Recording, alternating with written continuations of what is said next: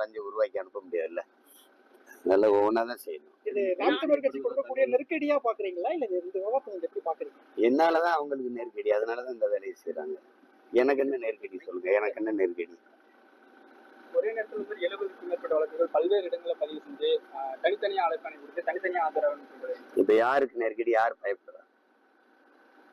யாரை பார்த்து யாரு பயப்படுறா? என்னை பார்த்தா நீங்க பயப்படுறீங்க. எனக்கு இது ஒண்ணும் இல்லை.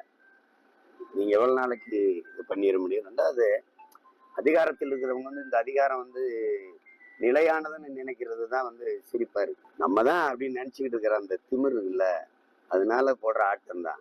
அது அப்புறம் பார்த்துக்கலாம். எதா இருந்தாலும் எதிர்கொள்வேன். நான் இதுக்கெல்லாம் பயப்படுறாங்க. தொடர்ந்து பெரியார் குறித்து பேசியதுக்கு பிறகுதான் வந்துட்டு நிறைய பேர் வந்துட்டு நாவலிருந்து விலகுறாங்க. அதனால அவங்களுக்கு பெரியாரை பத்தி ஒரு புரிதலும் இல்லை, ஒரு குறிக்கோளும் இல்லை. அதுக்கு முன்னாடி இருந்து போயிட்டு தான் இருக்கிறாங்க. பெரியாருக்கு இதுக்கு சம்பந்தம் கிடையாது. பெரியாரை பத்தி நான் பேசுறேன், பெரியாரை இகழ்ந்து பேசிட்டேங்கிறாங்க. அதெல்லாம் பெரியார் பேசுனதை எடுத்து பேசணும்.